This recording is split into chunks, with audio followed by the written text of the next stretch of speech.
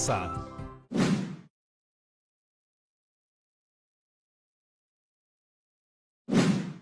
Buenos días, chicas y chicos. Bienvenidas y bienvenidos una vez más al mágico mundo de Decau para aprender de manera divertida. ¿Cómo están hoy? ¿Empezamos? ¡Genial! Recuerden que pueden aprovechar para invitar a las personas que están en su casa a unirse a nuestra aventura, porque aprender juntos es más divertido. En el programa anterior aprendimos cómo el pasado ha ayudado a construir nuestro futuro. Vimos cómo mujeres y hombres participaron en el proceso de la independencia. Y ahora que estamos cerca de cumplir el bicentenario de nuestra independencia, ¿han pensado cómo se celebraron los primeros 100 años? Les cuento que por el bicentenario se han elaborado muchos archivos que nos han permitido conocer esta etapa. ¿Qué les parece si vamos a verlos? Buenos días, chicos. Hola, Decau. Hola, Jazmín. Aguinyachu. Maniahuatipa, Jazmín. ¿Cómo están hoy? Con muchas ganas de aprender. Y de lograr el nuevo reto de hoy. Creo que ya estamos con las pilas bien puestas. ¿Se acuerdan que ayer hemos estado hablando de cómo el pasado ayuda a construir un mejor futuro? Sí, vimos muchas cosas del pasado de nuestro país. Como por ejemplo, la lucha de mujeres y muchos hombres por los derechos que hoy tenemos nosotros. Así es, también vimos que había mucha desigualdad. Hay diversidad de fuentes a las cuales recurrir para obtener toda la información, de este o de cualquier otro tema. ¿Dónde podríamos buscar la información? En este caso, los libros de historia. Videos de internet. Preguntándole a mi profesora. Muy bien, todas esas fuentes pueden ser consultadas y relacionadas entre sí. Pero ¿cómo harías para recoger esta información? Buena pregunta, María. Creo que ya están listos y listas para escuchar el reto de hoy. ¿Por qué? Escuchen con atención. Hoy vamos a aprender a recoger información sobre mensajes orales de la desigualdad en el Perú republicano a través de un video y una exposición. ¡Qué buen reto! Vamos a seguir aprendiendo de nuestro pasado. Suena sencillo el reto. Parece, Edwin, pero ahora te vas a dar cuenta de que puede haber muchas dificultades para obtener información a través de mensajes orales. Ahora, Yasmín, comencemos con el reto. Así es, Decau. Amigas y amigos, nosotros podemos obtener información sobre temas muy interesantes en videos de internet, televisión, etcétera, para así mantenernos informados. Pero hay otras formas de informarnos, como asistiendo a charlas y conferencias. ¿Han ido a alguna de ellas? Sí, pero a veces son muy largas las conferencias. Y si no le presto mucha atención, me aburro. A mí también me cuesta, pero si escucho algunas es porque el tema me gusta. Es verdad, a mí me pasa que aunque el tema me interese, no llego a captar toda la información y me distraigo. Vamos a hacer un ejercicio. ¿Qué les parece? ¿Qué haremos? Vamos a ver un video y ustedes van a recoger la información que nos presenta. O sea, lo vemos, prestamos atención y obtenemos información. Así es, pero antes quiero comentarles un poco de qué va el video. Así estarán más preparados. Sí, mejor así.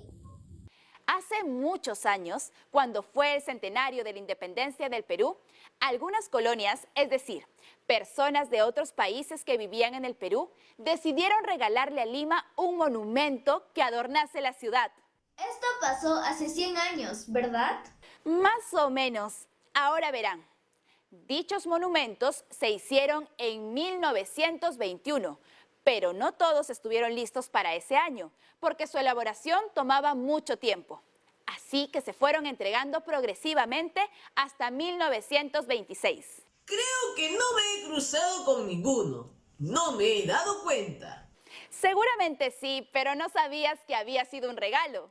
¿Quiénes fueron las colonias que nos dieron esos regalos? Fueron varias, como la alemana, la francesa, la belga, la estadounidense, la china, la japonesa, la inglesa, la italiana y la española. Bueno, pero ya no les digo más y vamos a prestar atención al regalo que le dio la colonia china al Perú. Este video llega gracias al apoyo de nuestros amigos de Modo Bicentenario. ¡Adelante! En julio de 1924, la colonia de residentes chinos en el Perú nos hizo entrega de esta hermosa pileta de 12 por 14 metros de base y de 8 metros de altura. Una propuesta que buscaba integrar ambas culturas. Vamos a conocer todos los detalles de este monumento ubicado aquí en el Parque de la Exposición de Lima.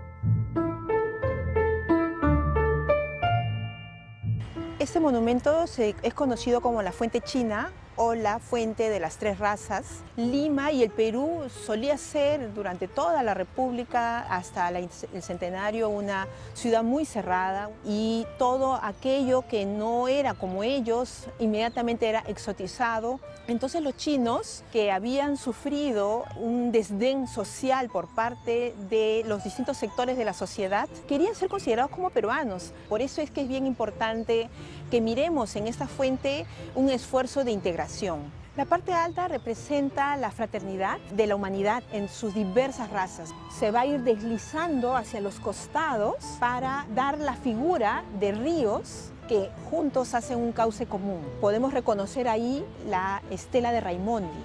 Entonces lo que tenemos es un conjunto heterogéneo, emblemático de diversas tradiciones, orientales, occidentales y andinas. De todos los regalos que se recibieron en esa época, en este centenario, la Fuente China era considerada el mejor regalo recibido. ¿Cómo les fue? ¿Pudieron recoger información del video? ¡Me gustó! No sabía la existencia de esa fuente.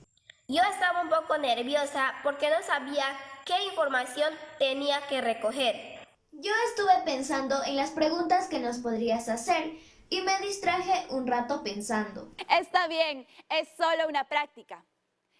¿Qué les parece si entre todos reconstruyen la información que les dio el video? Me parece mejor, como dice el refrán, 3 cabezas piensan mejor que una. Es verdad, hagámoslo. Empezando, recuerdo algo importante, que la entrevistada era una historiadora. El nombre no me acuerdo.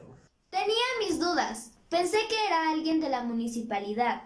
Dijo que Lima era una ciudad cerrada y que la colonia china buscaba que la reconozcan como peruanos. Es verdad, y hablaron algo del monumento de su parte de arriba. Era algo como la fraternidad. Ahora me acuerdo. Querían que reconozcan a las 3 culturas, la occidental, la oriental y la andina. ¡Claro! Incluso está la estela de Raimondi. ¡Excelente! Entre todos han podido reconstruir la información del video. Cada uno ha recordado algo. Muy bien, chicos. ¿Y qué creen que quiere expresar ese monumento? La unión. La integración. ¿El respeto entre las culturas? Así es. Este es un regalo emblemático que reconoce las diversas culturas del Perú. ¡Qué gran gesto! De verdad querían ser reconocidos como peruanos. Esto del monumento me hace pensar, ¿cómo habrá sido la vida de los peruanos después de la independencia? ¡Qué gran pregunta! Muy interesante. Para ello, DECAU ha invitado a una profesora que nos va a ayudar. Pero eso lo haremos luego de la pausa. No se vayan, ya volvemos con más de esta vuelta al pasado aquí en el mágico mundo de DECAU.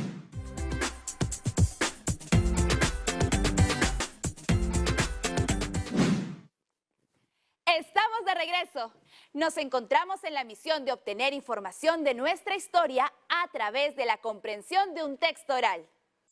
Sí, y DECAU iba a llamar a una profesora para explicarnos cómo se sentían las peruanas y los peruanos desde hace 200 años. Claro que sí, pero antes les voy a contar una de mis estrategias para poder comprender mejor un texto oral. Eso está bueno. Nos puede servir para muchísimas cosas. Incluso en una conversación. Muy bien, María. Y en cada una de las conversaciones hay intercambio de información y seguramente han interactuado, escuchando, expresando su opinión, contrastando ideas. Es verdad, lo hacemos todo el tiempo. Pero ahora van a identificar aquellas pautas que se deben tomar en cuenta al momento de escuchar una exposición. Con estas pautas seguramente vamos a poder entender mejor lo que escuchemos. Así es, Edwin. Para comprender lo que hablan otros requiere de ciertas actitudes del oyente y de algunas técnicas que nos ayuden a recoger la información que queremos. Para ello revisaremos algunas pautas. Vamos a verlas. Primero, adoptar una actitud de escucha activa. ¿Qué significa eso? Quiere decir que tenemos que entrar en el tema con atención y curiosidad.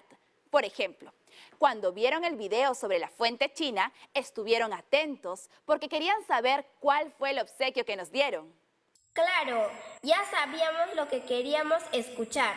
Otra buena actitud es ser objetivo, no juzgar al orador a partir de nuestro criterio, escucharlo sin prejuicios, estar con actitud de comprender su punto de vista. Es importante también deducir los objetivos y los propósitos del orador, saber qué quiere transmitirnos con su exposición. Por ejemplo, informar, convencer, aclarar un tema. En el caso del video, la historiadora nos quería informar sobre el obsequio que le dio la comunidad china. Así es, este es un punto importante. Escuchen. Seleccionar lo relevante del discurso. De eso se trata. Tenemos que tener claridad del tema que se va a tratar y centrarnos en las ideas principales, dejando de lado lo que no es relevante. Entonces, a medida que vamos escuchando, tenemos que ir separando lo más importante. Además, como oyentes tenemos que tener un propósito claro. Hacernos preguntas como, ¿por qué escucho esta conferencia? ¿Qué quiero conocer? ¿Qué quiero aprender? De esta manera se genera una escucha activa. Tenemos mayor motivación e interés. Por ejemplo, nosotros queríamos saber por qué la comunidad china le dio un obsequio al Perú. Muy bien, sabiendo eso, centraron más su atención en la información que querían. Y para eso tuvieron que anticipar el discurso. ¿Hicimos eso? Sí, como les había dicho, muchas de estas prácticas las hacemos en nuestra vida cotidiana, por lo que en muchas ocasiones anticipamos lo que el emisor puede ir diciendo, ya sean palabras, ideas u opiniones. Y esto lo podemos hacer incluso a partir de la entonación del emisor. Eso me pasa cuando converso con mis amigas. Muchas veces ya sé lo que van a decir por sus gestos y el tono de voz que cambia cuando algo no les gusta. Ese es un buen ejemplo. Otra pauta que tienen que tomar en cuenta es la de interpretar. Ustedes, cuando oyen un texto oral, lo van relacionando con ideas, construyen significados y según sus conocimientos les dan un sentido a las frases del emisor. Es verdad. Algo que recordamos fue el significado simbólico que representa este monumento. Claro, supimos que trataban el tema de la inclusión, la diversidad de culturas y también la identidad, porque lo vimos en programas pasados. Muy bien, así es. Y eso también lo lograron porque pudieron retener determinada información que les interesó del video. Sí, los datos que te comentamos fueron de las cosas que nos acordamos. Exacto. Ahora no se olviden que tienen que poner en práctica las pautas que hemos identificado. Mientras habla la profesora. Sí, vamos a escuchar con mucha atención sin interrumpir. Tengan claro qué quieren conocer a partir de la exposición, porque así centran su atención. Sí, vamos a conocer cómo era la sociedad a inicios de la independencia. Además, no se olviden de recoger información relevante e ir relacionando ideas para hacer interpretaciones y llegar a conclusiones. Sí, para eso voy a tomar apuntes. Muy buena idea. Recuerden que no se trata de escribir todo, ni mucho, solo ideas o frases que resulten importantes. Ahora sí, ¿están preparados, DECAU? ¡Ayúdanos!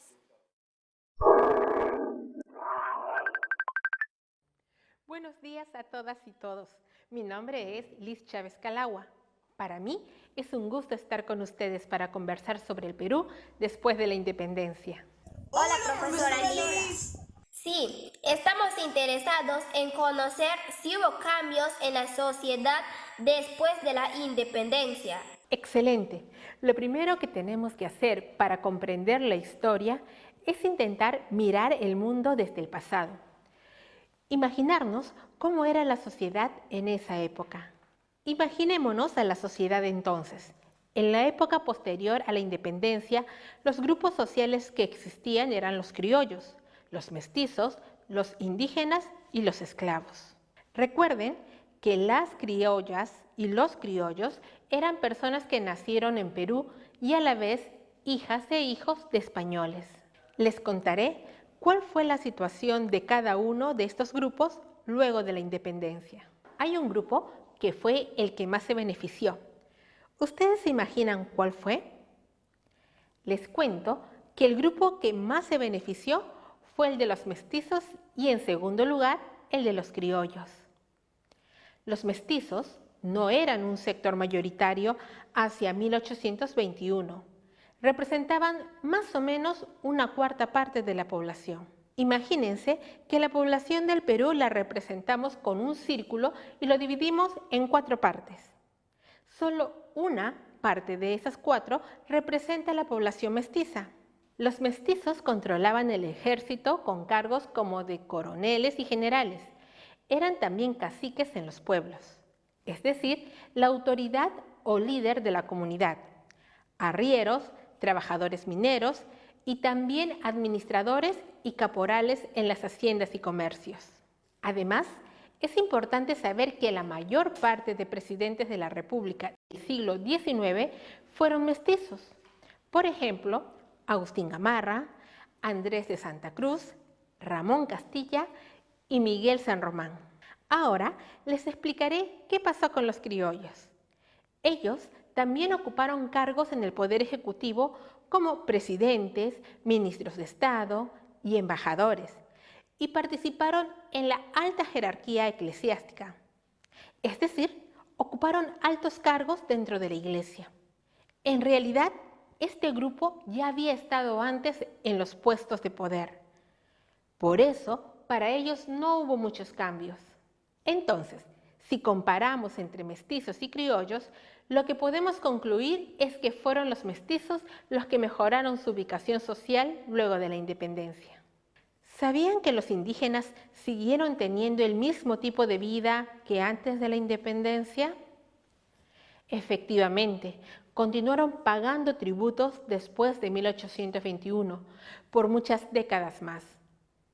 ¿Qué era el tributo? Era un pago que debía darle al Estado cada jefe de familia, es decir, debían entregar una parte de sus ganancias.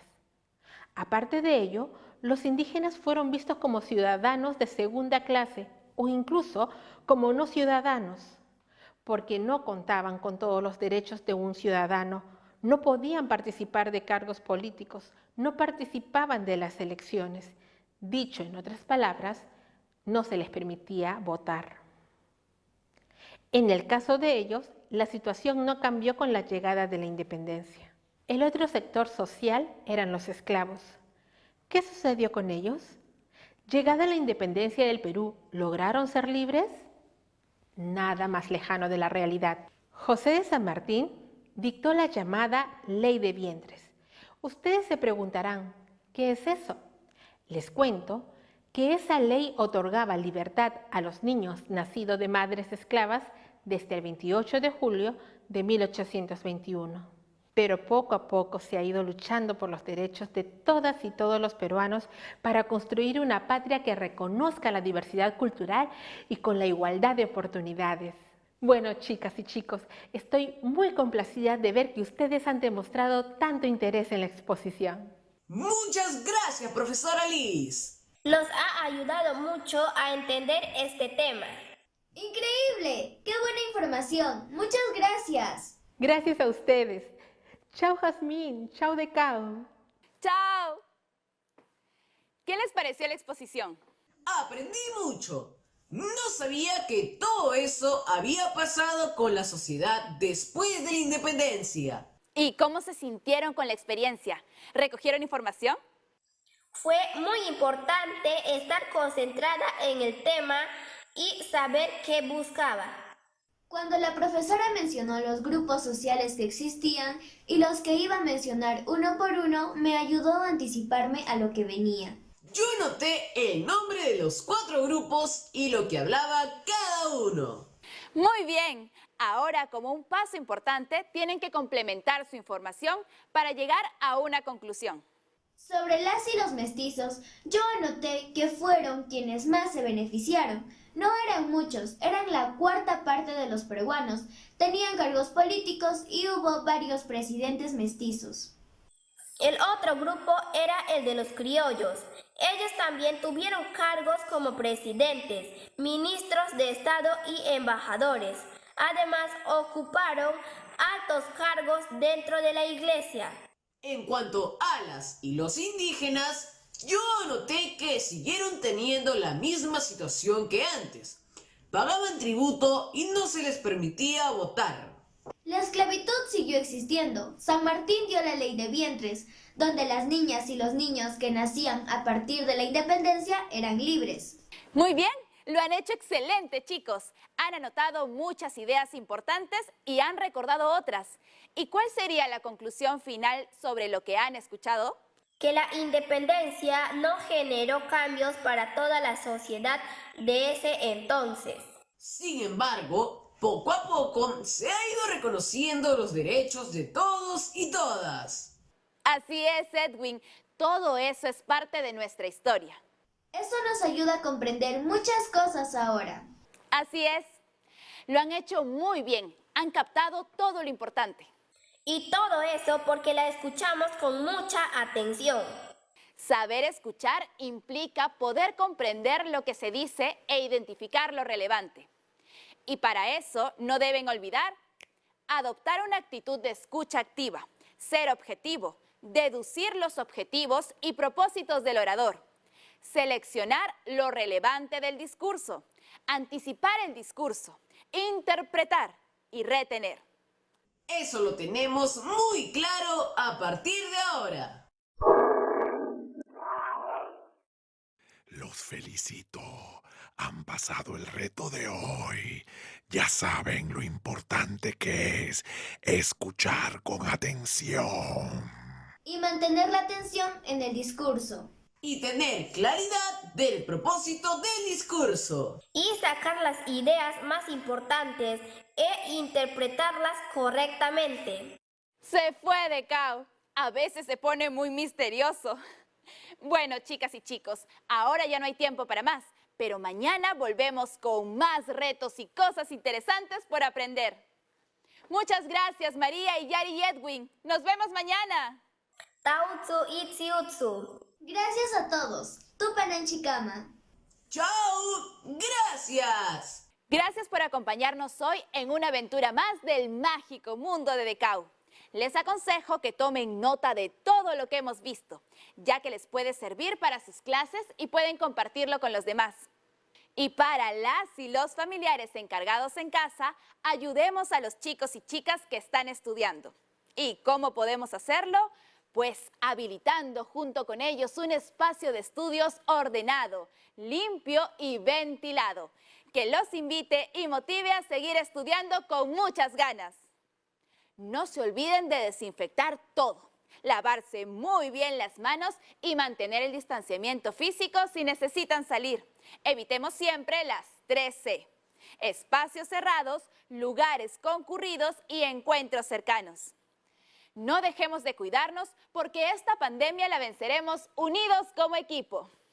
¡Nos vemos! ¡Hasta mañana!